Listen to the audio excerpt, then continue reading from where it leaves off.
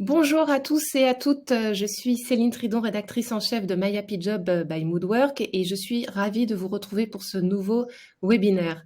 La thématique du jour, la charge mentale. Mais nous allons voir qu'elle n'est pas une fatalité et qu'il est possible de la gérer pour mieux la vivre. Et c'est d'ailleurs la thématique que nous avons abordée dans le nouveau hors-série My Happy Job qui paraît aujourd'hui. Donc une grosse actualité autour de la charge mentale et notamment en cette journée donc de la santé mentale puisque nous allons le voir, beaucoup de choses sont liées. Pour nourrir ces discussions, donc j'ai le plaisir d'accueillir 3 intervenants. Tout d'abord, Margot Gelin, docteur en psychologie chez Moodwork et auteure du livre Charge mentale dans la collection My Happy Job aux éditions Vibert. Margot, bonjour. Bonjour à tous. Merci beaucoup Céline pour l'organisation de cette table ronde sur la charge mentale. Je t'en prie. Il y a aussi Laurence Roufouillet, sophrologue, fondatrice du cabinet L'Espace du Calme, qui vient aussi de signer un titre dans la même collection My Happy Job, cette fois-ci dédiée à l'intelligence émotionnelle. Laurence, bonjour. Bonjour Céline et puis bonjour à tous. Et enfin, nous recevons Stéphane Haïch, consultant QVCT et fondateur du cabinet Chasseurs de Stress. Bonjour Stéphane. Bonjour. Alors, à vous qui nous suivez, on va rester ensemble pendant environ 40-45 minutes. N'hésitez pas si vous avez le moindre souci, le moindre commentaire aussi, à interagir sur l'espace qui est réservé sur le côté de votre écran. Vous pouvez aussi nous poser toutes vos questions. On essaiera d'y répondre soit en cours de conversation, soit à la fin de l'échange. Vous avez aussi Nathan qui est présent en back-office pour vous aider si jamais il y a le moindre petit souci de connexion ou de fonctionnement du webinaire. Voilà. Donc nous allons rentrer enfin dans le vif du sujet, donc sur cette fameuse charge mentale. Les études sur le sujet sont toujours très, très nombreuses. Là, dernièrement, il y a eu le baromètre de la charge mentale professionnelle réalisé par Mooncard et l'IFOP qui mentionne ce chiffre. 81% des cadres considèrent qu'ils ont globalement plus de choses à faire qu'il y a quelques années. C'est 8 points de plus que la dernière édition en 2022. Donc, on voit, la charge mentale, ça existe, ça progresse, ça prend de plus en plus d'ampleur. Souvent, on l'attribue aux femmes. On dit que ce sont souvent les premières à subir la charge mentale. Mais l'une des premières choses à dire sur ce sujet, c'est qu'au final, tout le monde est concerné par la charge mentale. Et c'est peut-être l'une des idées reçues de ne l'attribuer que aux femmes. Margot, peut-être, toi, tu pourrais commencer sur ce sujet pour dire qu'en effet, tout le monde est concerné. Oui, alors tout le monde est concerné par la charge mentale, évidemment, en fonction du rôle et des rôles que chacun va avoir dans sa vie, ça va faire que la charge mentale va être plus ou moins importante. Et c'est d'ailleurs pour ça qu'on parle souvent de la charge mentale des femmes qui sont parfois celles qui ont le plus de casquettes dans le foyer, et c'est pour ça qu'on va s'intéresser particulièrement à leur charge mentale. Mais biologiquement, tous les êtres humains, hommes, femmes et même les enfants, à partir d'un certain âge, quand le développement de leur cerveau atteint un certain stade de maturité, vont pouvoir avoir une charge mentale. Et j'ai envie de dire, la charge mentale n'est pas un problème. Le problème, c'est la surcharge mentale. La charge mentale, c'est simplement notre préoccupation pour les choses qu'on va devoir faire. Donc finalement, c'est notre capacité à nous projeter dans l'avenir, à être capable d'anticiper et de prévoir. Donc c'est très bien, sauf que toutes ces choses qu'on anticipe et qu'on prévoit, on doit les stocker quelque part, et puis notre espace de stockage, il n'est pas illimité, et comme il n'est pas illimité, quand on cherche à trop en mettre, ça déborde, on est en surcharge mentale, et c'est là qu'il peut y avoir des conséquences négatives. Et cet événement-là, on peut tous y être confrontés, pour notre vie professionnelle, pour notre vie personnelle. On a un seul cerveau qui doit gérer toutes nos sphères de vie, donc la charge mentale, tout s'accumule au même endroit, peu importe les préoccupations que vous avez et la sphère de vie qui touche. Donc, ça veut dire en fait qu'on est tout simplement en permanence en train de penser à toute une somme de choses. Tout à fait. C'est exactement ça. Quelque chose aussi que tu disais, qu'en fait, tu fais référence souvent à une radio mentale. Oui, un espèce de. Enfin, j'aime bien schématiser un petit peu ce qui se passe dans notre cerveau en imaginant qu'on a un espèce de plan de travail mental sur lequel on va entasser toutes les choses dont on a besoin pour faire la tâche qu'on est en train de faire, mais aussi pour penser à ce qu'on va devoir faire après, pour pouvoir gérer les interruptions de tâches quand on en a, préparer ce qui va se passer dans les jours à venir. Sauf que ce plan de travail mental, il est composé d'un nombre d'espaces limités. Alors, ce qu'on appelle ce plan de travail mental en psychologie cognitive, ça fait référence à deux grandes fonctions importantes qui sont notre mémoire de travail et nos capacités attentionnelles. Et en fait, cette mémoire de travail, qui est vraiment une mémoire qu'on utilise constamment et qui nous permet de gérer nos tâches en cours, elle a un espace limité. On peut y mettre, on dit 7 plus ou moins 2 éléments. Alors, il y a même des études plus récentes qui montrent que c'est même moins que ça quand, en fonction de la complexité des tâches, mais c'est pour dire voilà, que on ne peut pas traiter 1 million de choses en même temps. En tout cas, ça, c'est parfaitement impossible. Et puis, nos capacités d'attention sont elles aussi limitées. Donc, quand on focus notre attention sur quelque chose, c'est normal de ne pas pouvoir faire attention à ce qui se passe autour. C'est même très souvent très utile. C'est ce qui nous permet de nous concentrer finalement sur ce qu'on fait. D'accord, très bien. Stéphane, aussi, tu voulais souhaiter rajouter quelque chose. Tu parlais aussi de cette charge mentale parce qu'on est rattaché à la fois au passé, on projette aussi sur le futur.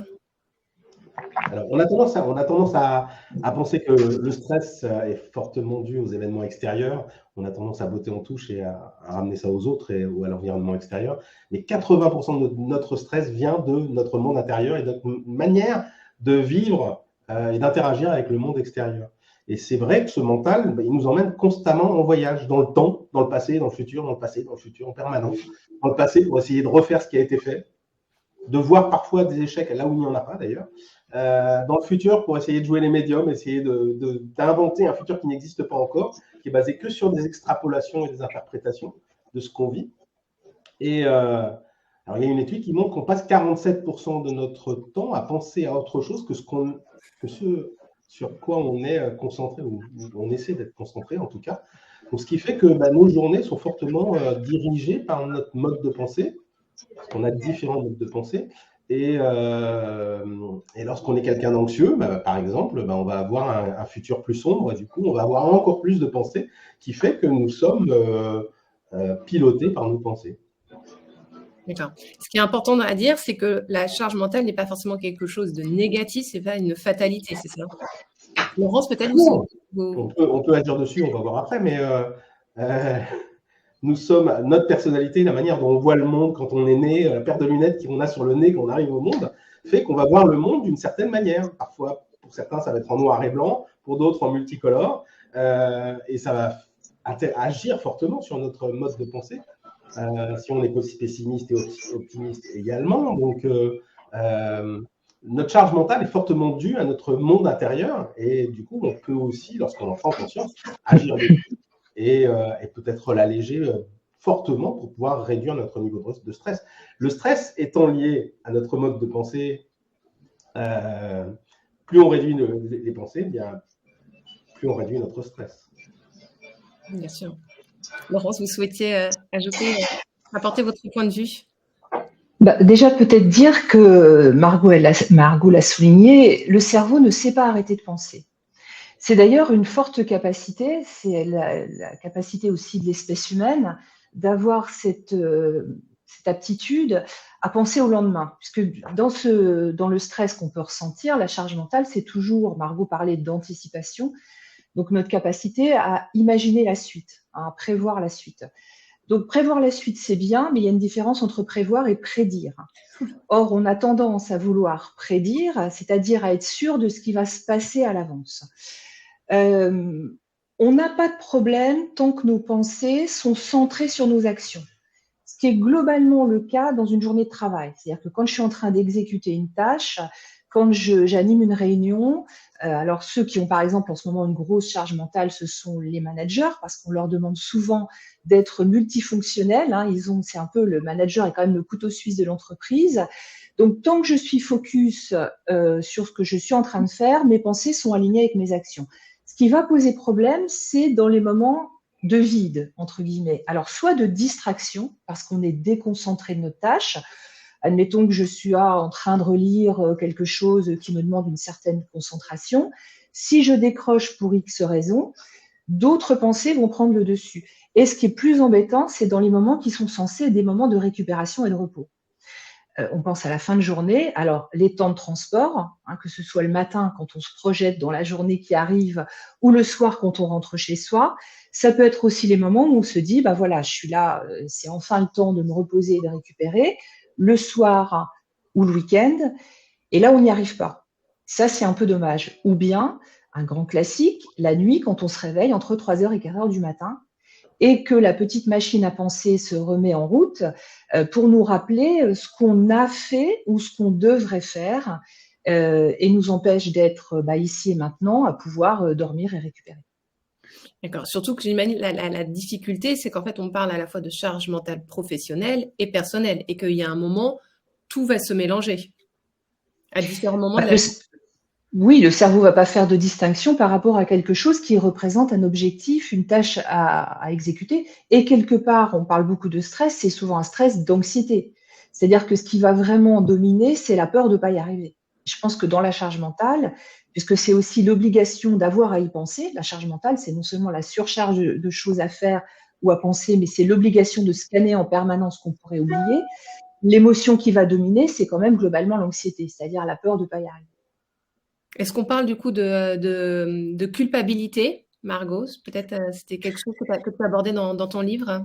Mais oui, parce que très souvent, les personnes qui sont dans un état de surcharge mentale vont culpabiliser. Parce que c'est exactement ce que tu disais, Laurence. Hein, voilà, j'ai peur de pas y arriver et si j'y arrive pas, c'est de ma faute. C'est moi qui suis pas suffisamment bon. Puis on a souvent l'impression quand on est en surcharge mentale que tous les autres autour de nous y arrivent. Tout le monde arrive à gérer et nous, on n'y arrive pas. Alors en réalité, je rassure tout le monde, les super-héros, ça n'existe que dans les films et dans les livres. Personne est capable de gérer 1 million de choses en même temps. Et j'ai presque envie de dire que plus on va se mettre la pression à vouloir essayer de tout gérer de front, et plus finalement on se met des bâtons dans les roues. Et parfois, il faut être capable de prendre un petit temps de pause et de faire le point sur ce qu'on a à faire et d'accepter qu'en tant qu'être humain, en fait, on est capable uniquement de faire les choses les unes après les autres et de se mettre un petit peu un plan d'action avec les choses bien déterminées. D'abord, je fais ça, puis je fais ça. Mais plus vous allez essayer de faire les choses en parallèle, et plus ça va être difficile de tout gérer. Et ça vient pas de vous. C'est juste notre cerveau qui est fait comme ça. D'accord. Donc, alors, en effet, quand on parle solution pour limiter la charge mentale, donc il y a d'abord ce temps d'arrêt, ce fait de ne pas culpabiliser.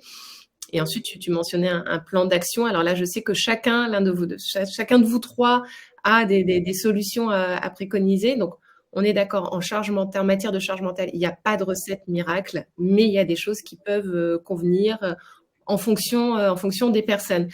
Si on parle justement de plan d'action, par quoi ça pourrait commencer?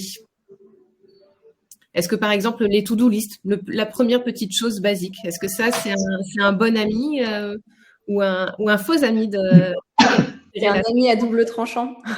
Si votre to-do list, elle est longue comme le bras, c'est pas un ami. C'est au contraire. Mais par contre, noter les choses pour ne pas les oublier, c'est évidemment très important.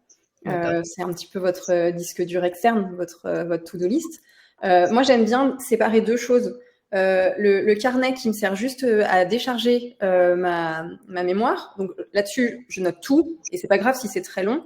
Et la to-do list qui est vraiment les choses que je vais devoir faire. Donc en fait, finalement, dans mon carnet où j'ai tout noté, de temps en temps, je regarde ce que j'ai écrit et puis je trie qu'est-ce qui est urgent, important. On peut servir de la matrice d'Eisenhower qui est très, très connue pour prioriser ses tâches. Et je ne fais rentrer dans ma to-do list que les choses que j'ai vraiment à faire parce qu'elles sont vraiment urgentes et importantes, que je vais pouvoir faire parce que j'ai les capacités, l'énergie pour le faire. Donc voilà, il faut que ce soit hiérarchisé, réaliste, pour pas que ça devienne quelque chose d'anxiogène, parce qu'une to-do list sur laquelle on reporte inlassablement tout ce qui est écrit dessus, c'est anxiogène. Oui, en fait, elle ne se vide jamais. Mais non. Oui. Alors, je peux rajouter quelque chose par rapport à la to-do list, c'est le fait de... Alors, il y a beaucoup de personnes qui la font le matin, qui démarrent leur journée en faisant leur to-do list. Le fait de faire sa to-do list le soir, la veille pour le lendemain, est extrêmement important parce que la journée d'aujourd'hui va fortement influencer celle du lendemain. Donc, en supprimant, en barrant ce que nous avons réalisé dans notre journée, ça va être de l'allègement, ça va être du déstockage mental. Les réveils entre 2 et 4 heures du matin vont être réduits. On a fait un constat, on a fait une étude sur les personnes qui ont fait la to-do list la veille et d'autres le matin. Déjà, en termes d'endormissement, il y a à peu près 20 minutes d'écart. Donc, et mentalement, on va évidemment alléger nos pensées qui, elles, ne font pas la différence entre le jour et la nuit. Ils vont nous rappeler plein de choses. Donc déjà, si on a éliminé tout ce qu'on a fait dans la journée, on a allégé, on a fait du vide. Et puis peut-être ce qu'on peut ajouter, c'est que notre cerveau ne fait pas tellement la différence entre ce qu'il voit, ce qu'il constate réellement et ce qu'il imagine. Donc une des difficultés qu'on peut rencontrer à certains moments, surtout si on a tendance à anticiper sur un mode anxieux, pessimiste ou voire carrément négatif, c'est que pour le cerveau, ça ne fait pas de différence. Lui va penser qu'effectivement, les choses sont graves, importantes, risquées, avec beaucoup de pression, hein, ou un fort niveau d'enjeu. Et à partir de ce moment-là, il va déclencher, puisque c'est bien ça qui va gêner au bout d'un moment, il va déclencher tous les effets du stress. C'est-à-dire qu'il va demander à l'organisme de s'adapter à cette situation dont il pense qu'elle est potentiellement dangereuse ou au minimum risquée. Donc, si on sature notre cerveau avec une charge mentale négative, on va s'adapter à du potentiel négatif qui, pour autant, n'existe pas encore. À l'inverse, on peut essayer non pas de dominer ses pensées, mais de les orienter vers des choses qui sont plus concrètes, plus factuelles, voire plus positives, notamment si c'est par exemple des expériences qu'on a déjà vécues. On peut penser au travail, hein, si quelque chose nous fait peur à l'avance, on peut penser à une expérience similaire qu'on a parfaitement réussie. Et à ce moment-là, ce qu'on va envoyer à notre cerveau, c'est du positif qui nous appartient et sur lequel il va pouvoir s'accrocher et commencer à y croire. D'accord. Donc c'est vraiment une autre approche à adopter face à cette charge mentale. Et c'est ce qui va nous permettre justement, tout à l'heure Laurence, tu parlais aussi de pensées qui continuent même la nuit, des week-ends. Comment là on y parvient? Parce que peut-être quand c'est la nuit par exemple, ça nous tombe un peu dessus. Alors, la nuit, c'est le plus difficile parce qu'on est immobile. Donc, dans la mesure où on est immobile, on déclenche quelque chose lié à un risque, or on est dans l'inaction. Donc, il y a un paradoxe qui est très difficile.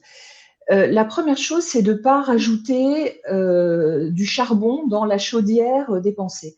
Donc, d'essayer, dans la mesure du possible, déjà de ne pas les entretenir par nous-mêmes. Ensuite, alors si je parle du point de vue de la sophrologie, on a des techniques qui vont permettre de revenir, de se reconnecter à soi et de faire baisser à nouveau la vigilance tout en installant une détente physique.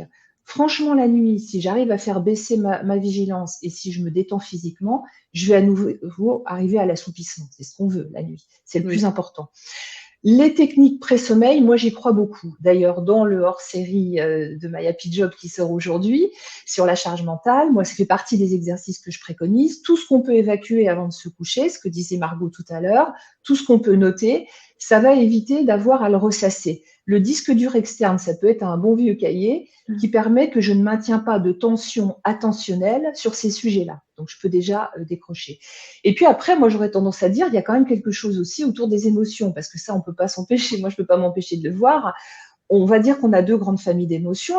Tout ce qui va être sur l'anticipation va être plutôt dans la tonalité de la peur, ou ses variantes, hein, l'inquiétude, l'appréhension. Tout ce qui va être plutôt sur le passé va être entre la tristesse et la colère. Donc, ce qui peut être intéressant, c'est que pour moi, ça reste des messages. C'est-à-dire, il y a des choses sur lesquelles il faut qu'on travaille. Si on peut travailler là-dessus, mais pas à 3 heures du matin, hein, c'est pas à 3 heures du matin que je trouve des solutions, parce qu'en plus, tout est déformé. Une espèce d'effet de prisme la nuit, où tout est exagéré dans tous les sens du terme.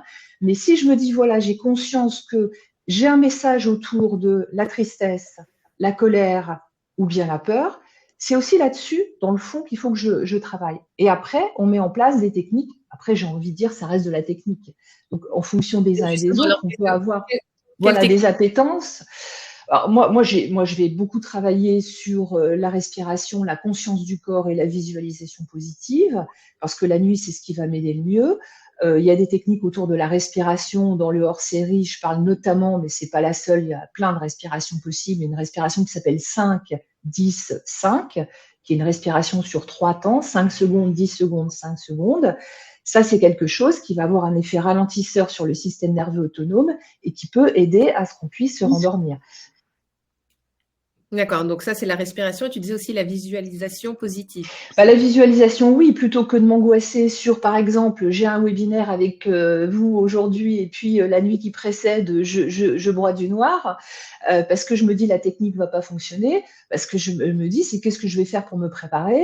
Et puis, de le visualiser positivement, parce que des webinaires, j'en ai fait des dizaines, et qu'en général, même quand il y a des problèmes techniques, on y arrive toujours, même si c'est avec un peu de retard. Donc, il y a toujours des solutions. Moi, j'aime bien l'idée des plans B. Hein. Les plans B, ça nous évite de partir dans des scénarios catastrophes ou de penser qu'il y a un scénario unique. Dans la vie, il n'y a pas de scénario unique. Il y a des adaptations successives. D'accord. Donc, c'est aussi avoir une autre approche des imprévus. Oui, c'est que les aléas font partie de la vie. On n'a pas quelque chose qui est… On aimerait bien que ce soit linéaire. Hein. C'est-à-dire que quand on a un projet, qu'on l'emmène d'un point A à un point B. Ça, c'est l'idéal. Il y a des aléas. Il y a ceux qui dépendent des événements extérieurs. Ça peut dépendre d'autres personnes. Il y a aussi des aléas qui dépendent de nous. Hein. On peut être fatigué. On peut avoir oublié quelque chose. Par exemple, Margot parlait de culpabilité. On peut culpabiliser. La culpabilité, pour moi, c'est de l'énergie qui est mise à un mauvais endroit. Bon, il vaut mieux mettre son énergie mentale et physique là où on a le plus de chances de réussir. Et c'est vrai que ces adaptations successives, c'est se rendre compte que on n'est pas effectivement des super-héros du quotidien, même si on essaye, mais on fait de notre mieux à chaque étape pour que ça avance. L'essentiel, c'est de voir que ça avance, qu'on produit quelque chose. D'accord. Stéphane, toi, tu parlais de rester vraiment connecté dans le moment présent. Donc, c'est bien, mais concrètement, comment on y parvient, en fait? Alors, je parlais des voyages entre passé et futur, et en effet, ce qui nous reste, c'est le présent. Alors moi, j'aime bien citer Eleanor Roosevelt, qui a été repris par Kung Fu Panda, qui dit le passé, c'est de l'histoire, le futur, c'est du mystère, et le présent, c'est un cadeau, et c'est pour ça qu'on l'appelle présent. Et le bien-être, vraiment, se conjugue au présent. C'est-à-dire que dès lors que nous arrêtons ces voyages temporels, pour essayer d'imaginer un futur ou de regarder dans le rétro en permanence, on va beaucoup mieux. On réduit notre niveau de stress, on réduit notre charge émotionnelle. Donc, le meilleur moyen, c'est d'éteindre la radio mentale qui est allumée en permanence, qui diffuse entre 60 000 et 70 000 pensées par jour, et justement qui ne sont pas catégorisées, hiérarchisées. C'est à nous de faire le travail.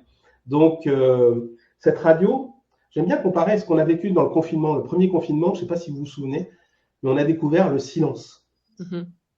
Tout à fait. Et en découvrant le silence, on a découvert finalement qu'on vivait dans le bruit. Et nos pensées, notre mode de pensée, ce flux de pensée automatique qui nous arrive en permanence, c'est quand on arrive à le stopper qu'on prend conscience du nombre de pensées qu'on a. Bon, là, on n'a pas vraiment le temps, mais c'est un exercice que je fais souvent, c'est que je demande lors de mes conférences, pendant 1 minute, de compter ses pensées. Vous pouvez le faire pendant 30 secondes. Et je l'ai fait il n'y a pas très longtemps, pendant 30 secondes sur des managers, et j'ai une personne qui avait 47 pensées en 30 secondes. C'est énorme. C'est-à-dire, là, vous aimeriez qu'on compte nos pensées, c'est ça? Ce serait… 30 secondes, on peut le faire si vous voulez. Alors après, chacun va… Alors, je ne sais pas si on peut… Il y a un chat où on peut voir… Il y a un chat, alors je ne sais pas si vous, internautes qui nous alors, je vais pencher un petit chrono. Alors, à jouer le jeu. Alors, donc, voilà. à compter c'est difficile quand même de compter ses pensées aussi. Parce que… Allez-y, c'est parti. Fermez les yeux, essayez de compter vos pensées pendant 30 secondes. On est parti, allez.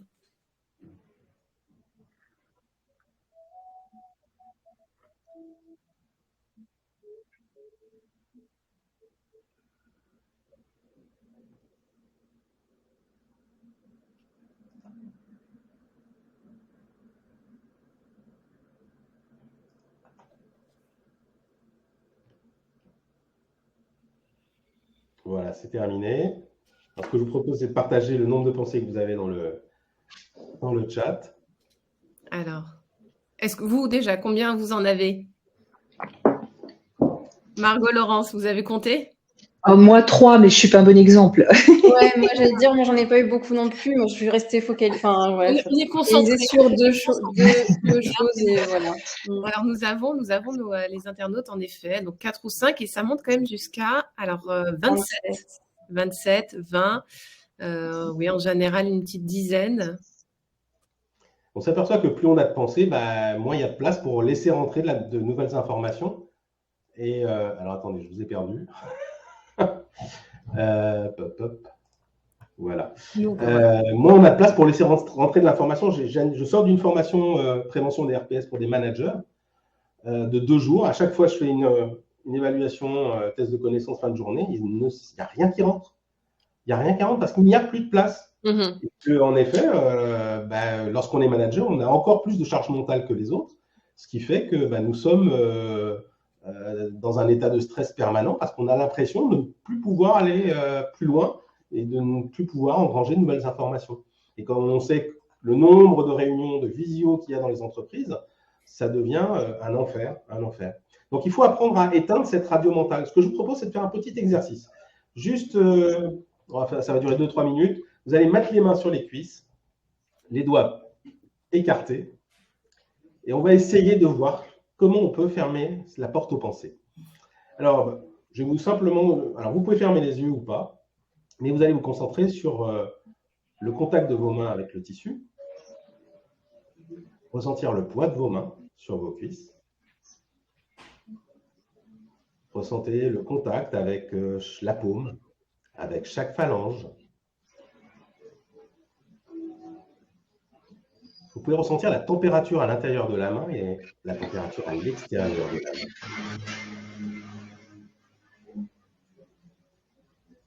Et je vais vous inviter à associer deux doigts, par exemple le pouce de la main gauche et le petit doigt de la main droite, en faisant abstraction de tout le reste, comme si le reste de votre corps n'existait plus, que vous ne respiriez, ne viviez qu'à travers ces deux doigts.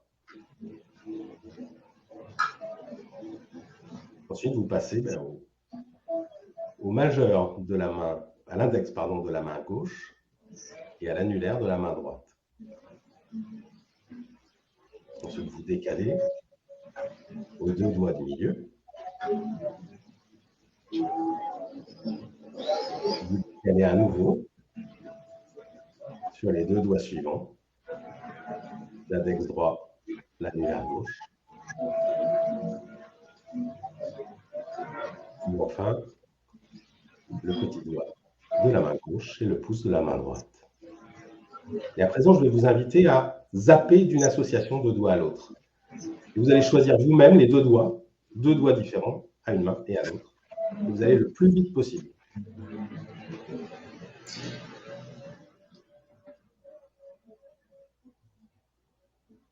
Et puis deux doigts à une main, trois doigts à l'autre. 4 doigts à une main, 3 doigts à l'autre. Et enfin, vous revenez à la conscience de vos deux mains posées sur vos cuisses, et à la conscience de votre corps aussi posé sur cette chaise, dans cette pièce. Alors, vous pouvez mettre là dans le chat le nombre de pensées que vous avez éventuellement eues pendant cet exercice. Et vous pouvez réaliser que nous avons créé une diversion mentale. Nous avons détourné notre cerveau de l'objet de nos préoccupations mentales vers l'objet de l'expérience que nous vivions au moment où nous la vivions. Et c'est le concept même de la pleine conscience qui consiste à vivre délibérément les expériences que nous vivons. Lorsqu'on est distrait, lorsqu'on se casse la figure dans la rue, lorsqu'on casse des choses chez soi, c'est souvent parce que nous ne sommes pas ce que nous faisons, parce que nous sommes, comme je vous le disais, 47% de notre temps ailleurs, en voyage mental. Donc, éteindre sa radio mentale, avec la pleine conscience, c'est notamment faire appel à nos sens. Là où on utilisait le toucher, ce que vous pouvez faire dans les transports en commun, ce que vous pouvez faire en réunion, lorsque vous avez été interrompu dans votre journée de travail et que vous avez du mal à vous reconcentrer, ce qui arrive énormément et ce qui rallonge nos journées, ce qui nous fatigue énormément. Et alors, il y a d'autres techniques de pleine conscience, on appelle ça des pratiques informelles, la pleine conscience, qu'on peut faire en brossant ses dents le matin, où on va se concentrer sur les sons, sur les odeurs, sur le bruit de l'eau, le goût du dentifrice, pendant sa douche.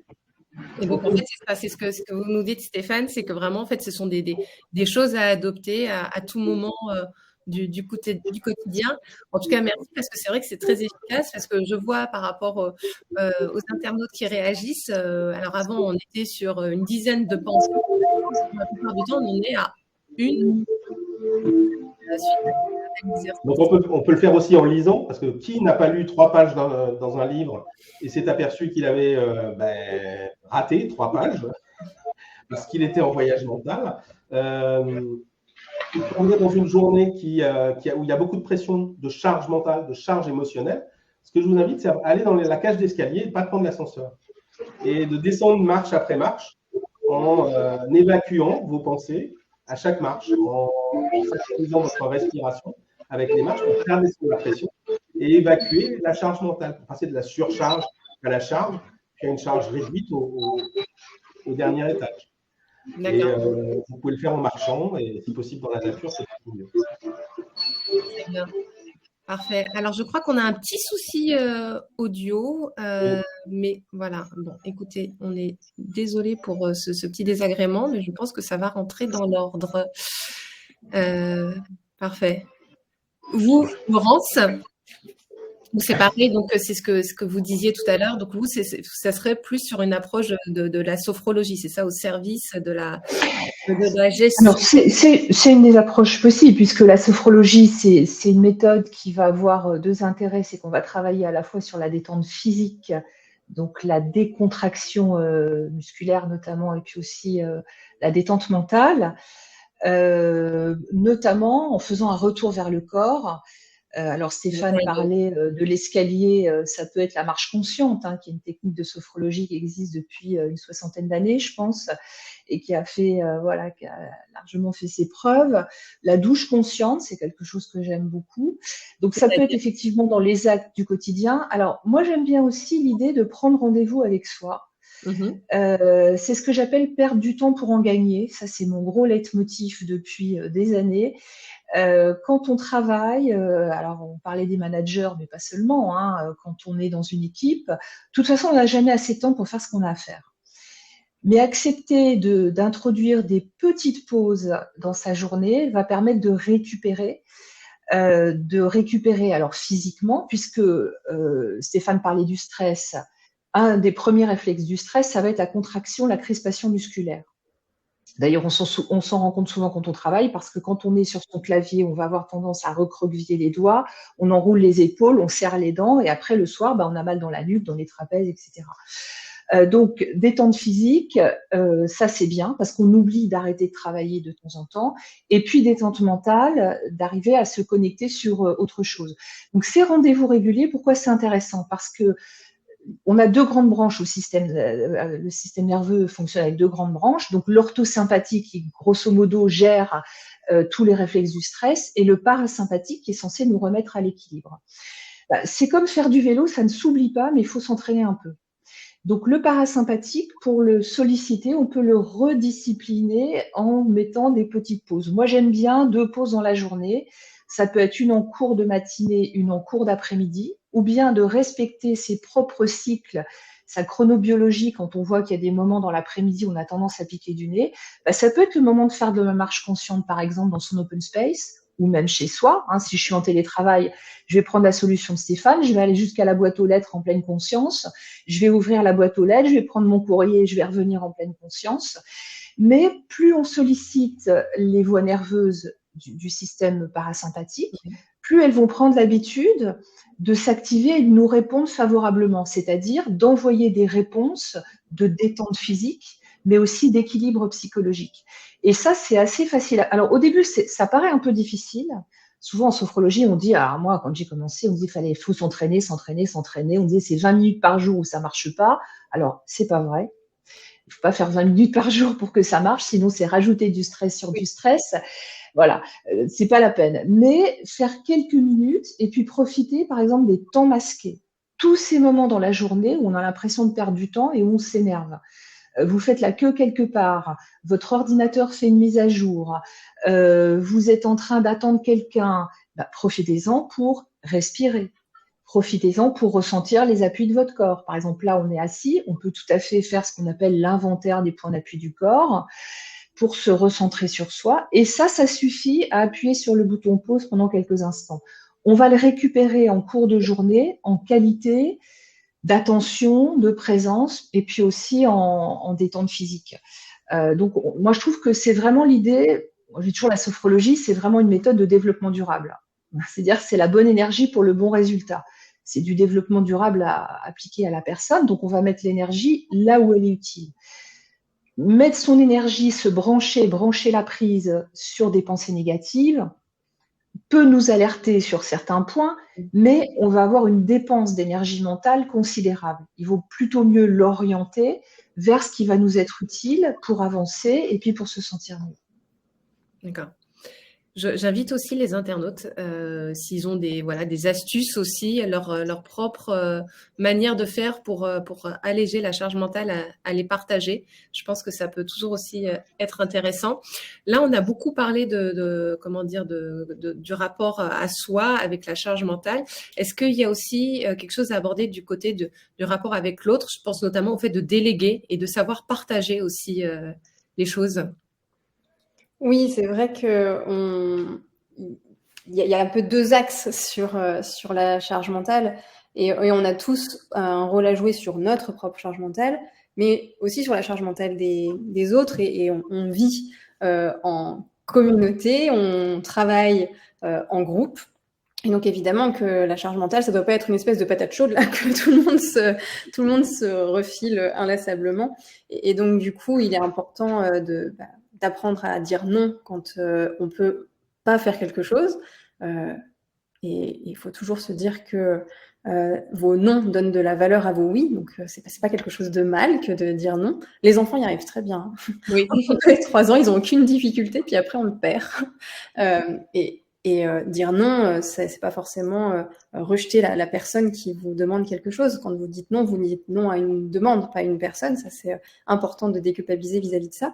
Et puis, il faut aussi utiliser toutes les formes de réponse entre le non et le oui. On a le non mais, on a le oui mais, qui peuvent être très utiles et pour soi et pour l'autre. Et puis, de toute façon, dire oui à quelque chose qu'on n'arrivera pas à faire, finalement, c'est pas du tout rendre service à la personne qui nous demande quelque chose. Donc, voilà, développer ce qu'on appelle son assertivité, c'est évidemment quelque chose de très important. Et déléguer, c'est accepter de demander de l'aide, savoir qu'on ne peut pas tout faire tout seul et être capable de demander de l'aide, c'est aussi alléger notre charge mentale et valoriser et reconnaître les compétences des personnes qui nous entourent. Donc, quand vous demandez de l'aide, vous le faites pour vous, mais aussi pour les autres. Donc, il n'y a pas de choses négatives à demander de l'aide. Margot a raison parce que c'est vrai qu'il faut peut-être pas confondre une surcharge de travail et la charge mentale systématique. C'est-à-dire qu'une surcharge de travail dans un cycle de production, quel que soit le métier dans lequel on est, ça peut arriver. Alors normalement, c'est censé être transitoire, ou alors si on est dans des métiers où il y a de la surcharge de travail perpétuelle, ça veut dire qu'il y a un problème d'organisation, mais ça, c'est un autre sujet. Mais en tout cas, la surcharge de travail, elle peut être absorbée. Il y a des outils où on va avoir une méthode, une organisation, une planification pour absorber la surcharge de travail. En revanche, la charge mentale, c'est ce qu'on accepte d'investir mentalement et émotionnellement dans cette surcharge. Et j'insiste beaucoup sur ça parce que dans la culpabilité, il y a plein d'émotions. Pour moi, c'est un orage émotionnel qui va se déclencher et ça ne va pas du tout aider à ce qu'on puisse absorber la surcharge de travail. D'accord. Stéphane, tu souhaitais ajouter quelque chose? Oui, en fait, je voulais parler d'un facteur non négligeable d'amplification de la charge mentale et de la surcharge mentale, c'est le numérique. Depuis qu'on vit avec le numérique, nous sommes inondés d'informations qui provoquent un certain nombre de réactions émotionnelles, de pensées, que ce soit les téléphones, que ce soit les mails. Le mail est le principal vecteur de surcharge émotionnelle, mentale et informationnelle dans une journée de travail. Alors imaginez, c'est un chiffre incroyable, mais nous ingurgitons en une journée une masse de données équivalente à celle qu'une personne qui vivait en 1900 ingurgitait en une vie entière. Et là, c'est en une journée.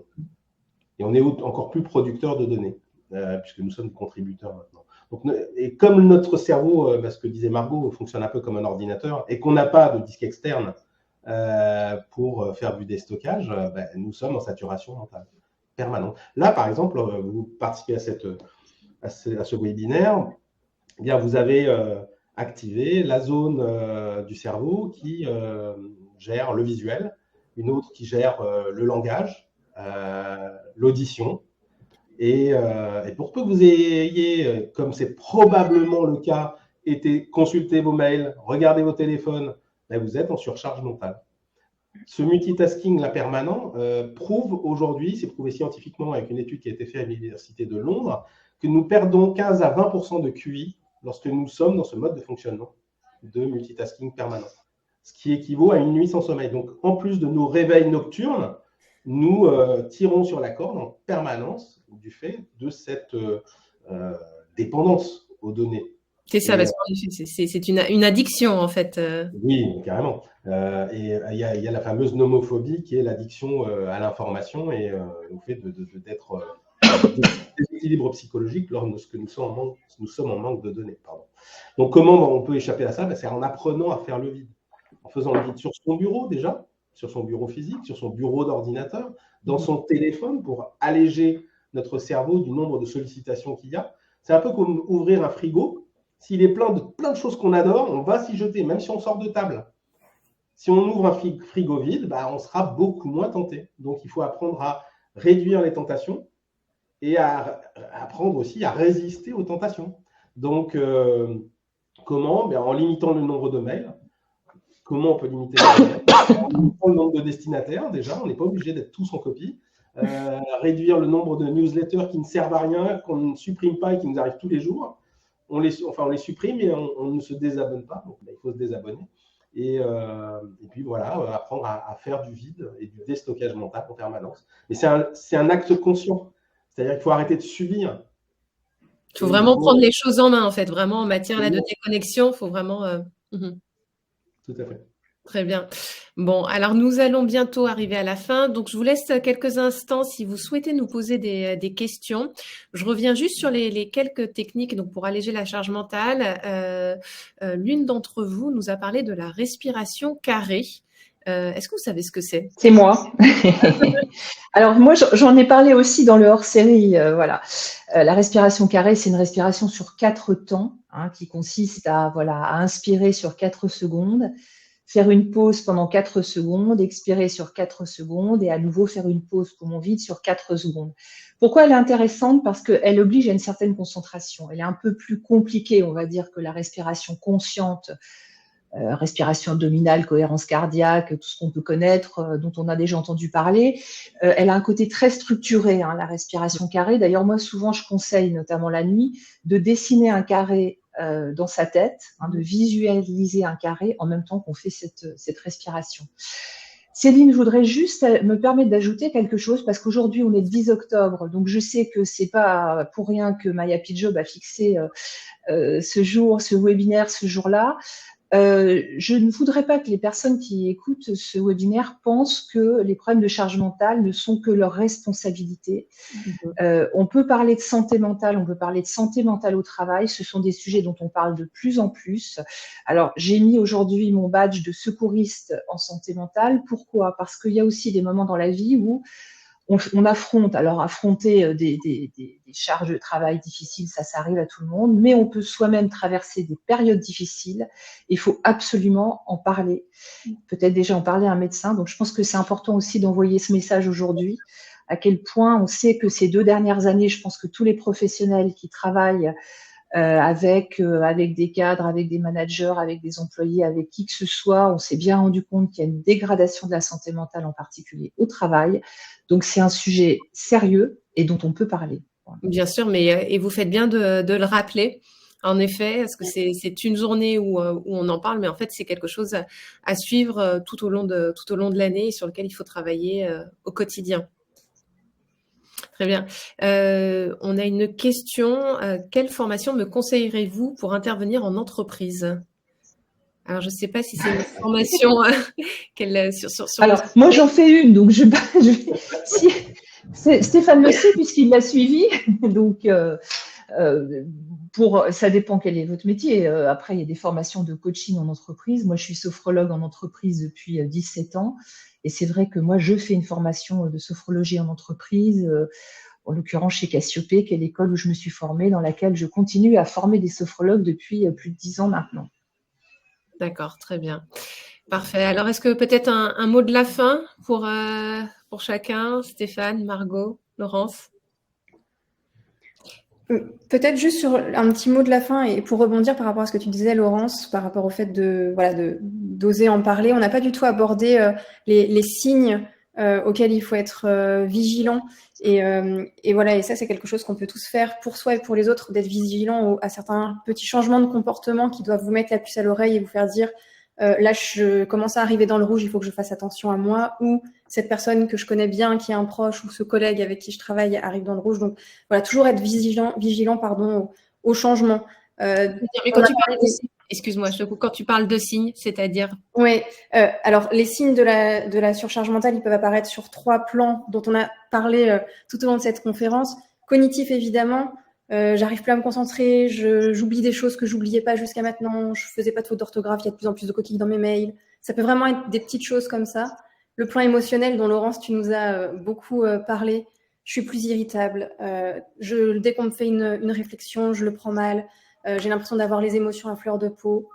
Et puis les signes physiques, on en a parlé aussi. Quand l'expression j'en ai plein le dos, elle est pas là pour rien. Donc voilà, quand vous n'avez pas changé votre set de travail et bizarrement vous commencez à avoir plus mal au dos qu'avant alors que vous êtes parfaitement bien installé. Voilà, tous ces petits changements, il faut y être vigilant parce que ça veut toujours dire quelque chose. Alors ça peut être de la surcharge mentale, ça peut être autre chose, mais voilà. Soyons tous vigilants aux changements chez nous comme chez les autres. C'est ça ce que j'allais dire, en effet, c'est que c'est important aussi donc, de le faire pour soi, mais aussi de savoir observer les changements qu'il pourrait y avoir chez les autres, dans son entourage, auprès de ses collaborateurs quand on est manager. Complètement. Parce que Bérangère le dit très bien dans le chat, il y a un risque de passer de la surcharge mentale au burn-out, parce que finalement, c'est juste la pente glissante qui débute. Très bien. Merci. Stéphane, quelques mots pour conclure? Pour avoir vécu un burn-out qui m'a valu 2 ans et demi d'arrêt maladie, je ne peux que recommander toutes ces techniques qui vont nous permettre de faire le vide mental le plus souvent possible. Et là où je conseille particulièrement, c'est le matin. Le matin, de faire démarrer sa journée avec une page blanche pour faire en sorte que le livre ne soit pas déjà écrit et que la charge émotionnelle ne commence pas dès le matin. Donc, méditez, faites de la cohérence cardiaque, faites de la pleine conscience, toutes les techniques de la sophrologie, bien évidemment, puisque je suis aussi sophrologue. Toutes les techniques qui vont vous permettre de faire le vide mental et d'arrêter cette radio qui démarre fortement le matin, puisque c'est notre principal pic de stress pour attaquer la journée. Voilà. Très bien, merci. Laurence, pour conclure. Moi, je dirais, pour repartir sur l'idée de prendre soin de soi, d'être attentif, on est souvent un peu dur à la peine, donc on n'est pas forcément toujours les meilleurs repères pour ce qui nous arrive à nous-mêmes. Je pense qu'on a vu qu'on a traversé des périodes où on peut être attentif les uns aux autres et que le fait que d'autres aillent bien ou aillent moins bien, ça nous regarde aussi et que c'est des sujets dont on peut parler. Donc dire à quelqu'un, je trouve que tu as l'air moins en forme que d'habitude. C'est des phrases assez simples qu'on peut utiliser ou parfois dire comment je peux t'aider. Est-ce que tu as besoin d'être aidé en ce moment? Ce sont des choses qui comptent. C'est des petites phrases qui peuvent changer la donne et qui peuvent ouvrir le dialogue pour qu'on puisse être aussi des vigies les uns pour les autres. Très bien. Merci à tous les 3 pour vos éclairages, pour vos conseils. Merci à vous de nous avoir suivis. Le webinaire sera disponible en replay sur la chaîne YouTube de My Happy Job by Moodwork d'ici quelques jours. Merci Céline. Merci. Bonne journée à tous. Bonne journée. Au revoir.